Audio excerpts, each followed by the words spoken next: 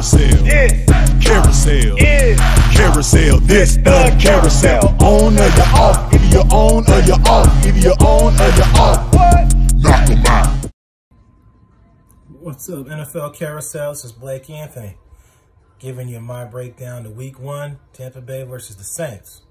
So we'll start with offense. Tampa Bay's offense versus the Saints defense.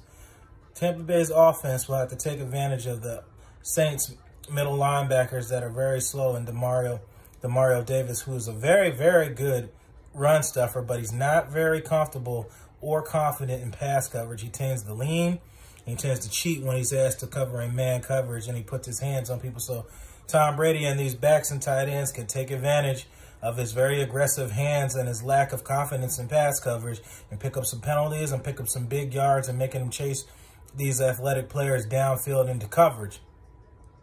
The other part they would have to interact with that would be to put Charlie Gardner-Johnson down in the box and replace the other linebacker that is there, who comes in and out every now and then. But Demario Davis is the main guy, and Charlie Gardner-Johnson will come down and probably cover Rob Gronkowski in man, or come down and cover O.J. Howard.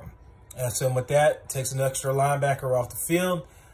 Tampa Bay Buccaneers to be able to run the ball more effectively without an extra linebacker on the field and replacing with Charlie Gardner-Johnson at safety.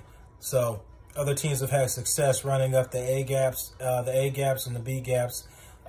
Looking back to the Minnesota game, Minnesota has had a recipe of success on the New Orleans Saints the last couple of years in the playoffs, knocking them out and stumping their Super Bowl chances. So that's my key points on Tampa Bay's offense versus the Saints defense: is to attack the middle linebackers, get the ball out into the flat area, what Tom Brady likes to do, make these guys cover long extensions of the field instead of throwing it into where their strengths are at the corner position and at the safety with Marcus Williams. Now, Tampa Bay on defense. Drew Brees has been an inability to get the ball vertical with some velocity and get the ball outside the numbers. That's why Michael Thomas has a lot of slants. Taquan Williams has a lot of slants. Again, Minnesota, if you go back to their tape, and the last playoff game when they knocked the Saints out, Minnesota ran an inside leverage where they did not allow passes on the inside, and they took away Jared Cook's quick releases, and they forced passes to come outside the numbers, where Drew Brees' arm strength isn't that great. He can still get it there, but a lot of those balls are behind, and when they do stunts on the inside, force it on Drew Brees' throwing arm, it forces passes to not come out the way he wants to, and they tend to be behind.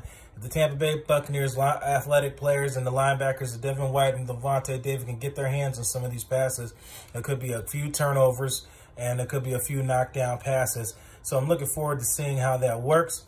Also, Drew Brees tends to stare at his first receiver because his lack of arm strength doesn't allow him to look off to the second receiver and get the ball out fast enough with velocity when he knows he's behind to throw the ball to the second receiver. So he tends to stare down his first read, and if it's not there, he'll try to improvise and find somebody else, possibly Alvin Kamara, or somebody out in the flat area. So constant pressure is going to be great on Drew Brees coming from JPP, Shaq Barrett, and gang.